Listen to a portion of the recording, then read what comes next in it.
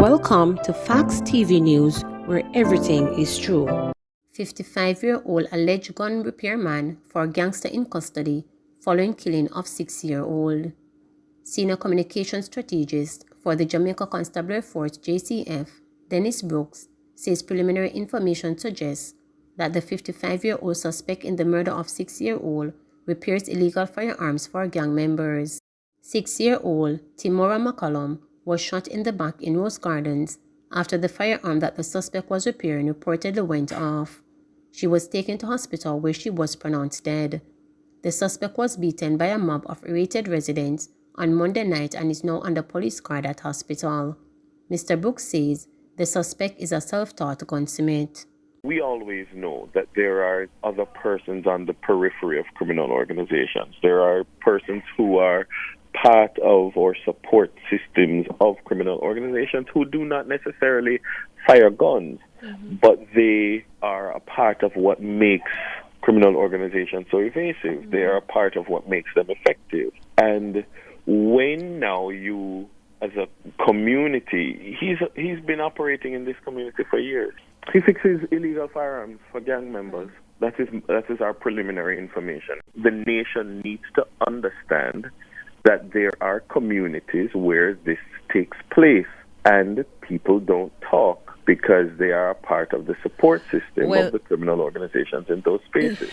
The illegal firearm is not in the possession of the police. It was quickly removed from the scene, and not one statement has been offered to the police at this time. We are urging residents to come forward and give a formal statement that can help us to properly probe this matter. Kid, nah, like wicked, and that memory, like, I think it'll come out of my head. You see me? It's a little girl where I tell her she's joyful. You see what I say? Very joyful. Because she just come from school at the moment. She was preparing for it. As you can see, her uniform blouse still up on the line. Because she not spent 5 minutes. She not spent 5 minutes since she come from school in the yard. She just come from school and her mother begged somebody watch it up because her mother pregnant, you know. Yeah, so her mother couldn't get up much. So she was prepared. Her last words to her father was, "Daddy, I'm gonna match up the wall and I'm gonna test them, don't worry." That was the last words said to her father. She love babies as well. She always playing with my baby. And Keisha, that just talk, she's a baby person. But other from that, she always building vibes, trying to dance and all that and join crowd and all that. Yeah, she was a special child. Everybody love her. Everybody. Because yesterday when I got the call, I threw my phone away, and when I went around here, she already left. And we were here until we got the call that she was dead. And it wasn't a pretty sight yesterday when we got that call. Klansman trial, black man refused to participate in ID parades. The Supreme Court heard yesterday morning that alleged gangster Andre Blackman Bryan had refused to participate in an identification parade with police investigators in July 2019. Bryan is the alleged leader of the one-down faction of the Klansman gang. He, along with 32 other accused of being members of the criminal organization, are standing trial. The court's registrar read a statement from a police investigator, which Bryan had agreed to be read into evidence. According to the statement, Bryan refused twice to participate in an ID parade, and the police chose to use his passport. His attorney, Lloyd McFarlane, later told the media Bryan had refused to participate in the ID parade because his attorney was not present at the time and he was unaware of who the witness was who was going to identify him.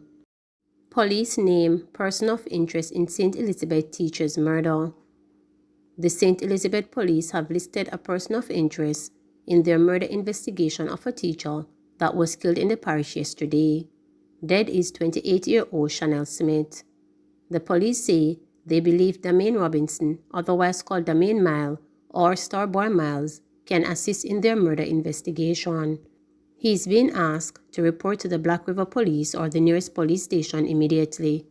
Reports are that Chantal Simit was walking towards the entrance of the Sandy Bay Infant School when two men, armed with guns, approached her and opened fire. The police were summoned and Simit was taken to hospital, where she was pronounced dead.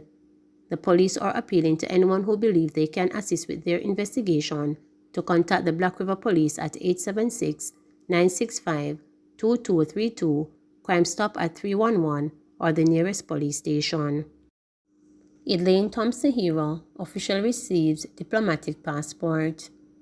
Prime Minister Andrew Holness has officially handed over a diplomatic passport to Olympic champion Elaine Thompson-Hero. This is viewed as another way of tangibly recognizing Thompson-Hero's talent and impact of nation building through sports. In October, the country honored Thompson-Hero with the Order of Distinction Commander Class.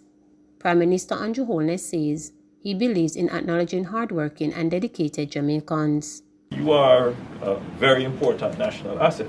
It is with great pleasure that the government of Jamaica presents you with this diplomatic passport as a symbol of our appreciation, a symbol as well of our respect and love for you. You deserve it. In watching your performance and receiving your recent award, that I was very proud. Thank you. Because for every generation, Jamaica has produced its star, someone that defines the generation. And it is that definition of the generation by their performance, not just locally, but internationally, globally, that keeps Jamaica on top on the world stage. Klansman trial, civilian witnesses detail 2017 murder outside a supermarket.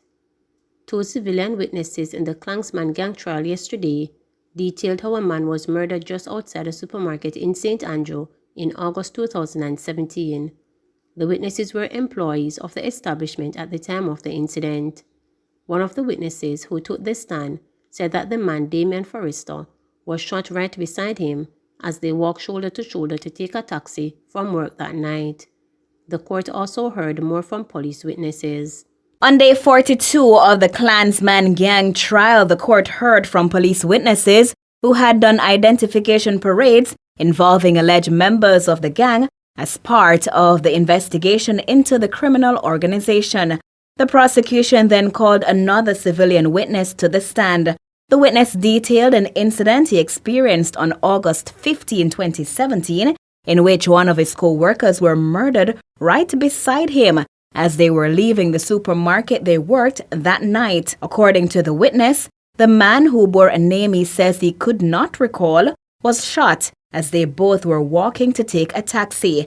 The civilian witness says they were walking shoulder to shoulder, talking, when he heard what he calls bangs and saw what he refers to as flashes and saw his co-worker lying on the ground. He says in shock, he ran back into the shop and said, quote, "Jano Star, what just go on?" He says, still in shock, he remained in the store for a few minutes, then took a taxi home. He says as he was heading home, he could still see his co-worker lying on the ground in the same spot and members of the security force on the scene. He says his mindset was to get home and he's not seen the co-worker since.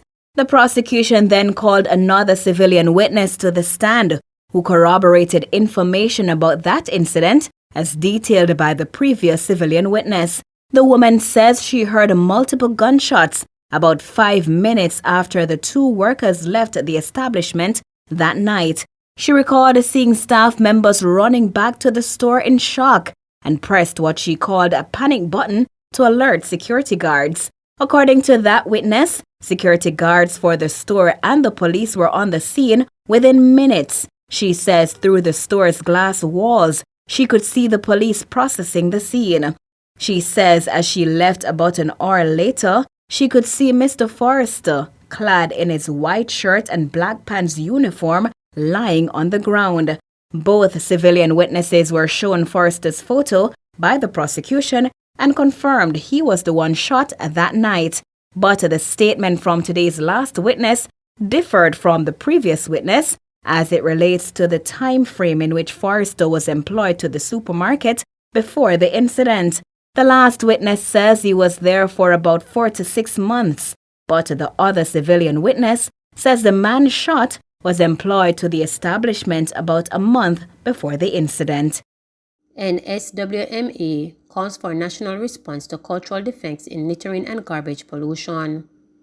The National Solid Waste Management Authority, NSWMA, is describing littering and garbage pollution as cultural defects that require measures to address them, similar to the National Crime Response. Executive Director of the NSWMA, Audley Garden, says there's also need for more funding to deal with national solid waste. Solid waste management was never properly funded by the society. And if we go back to several EDs, they have the same challenge. We also have a cultural defect that we must come to grips with. We have people, I can't speak for other jurisdictions, but certainly in Jamaica, they will dump at will. They will litter at will. It's common practice for you to be driving even in New Kingston in half a tree and see people tossing things through the vehicle windows. Those things are real societal issues that must be dealt with pretty much like the crime. Without calling out any particular ethnicity, sir, I can tell you that we are having hell in some of these town centers because of some people who just don't want to pay. A good 50% of the business owners are complying, but there's another sector. Some of them recently setting up business.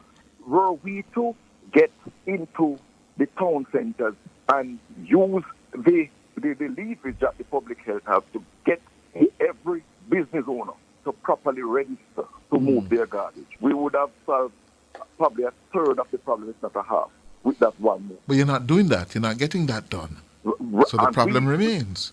We need some critical pieces of regulation. Tourism Ministry reports general acceptance of new U.S. travel rules. The Ministry of Tourism is reporting a general acceptance of new travel rules imposed by the United States globally on those entering the country in response to elevated concerns about the Omicron COVID-19 variant. Senior advisor and strategist in the Tourism Ministry, Delano Severite, noted that while some people were caught off guard, most have been compliant with the new rules. So far, our airline partners have indicated to us that there are high levels of compliance by Jamaicans and foreigners alike to the new travel rules for those traveling to the United States in particular, which is to test a calendar day in advance of your date of travel. And so far, we're seeing a good take-up. Our testing facilities across the island, which are run by private sector entities, have been very responsive and have been very good in recent months, certainly in turning around results within minutes and in hours. So far, so good. We'll continue to monitor the situation. There is a grace period for airlines, which I think ends on the 8th, I believe, on Wednesday. That's the last day for that grace period to allow some persons to go through who did not do their tests within the 1-day limit. But so far, so good, and we're happy with the results so far. Please remember to subscribe, like, share, and click the notification bell for daily updates.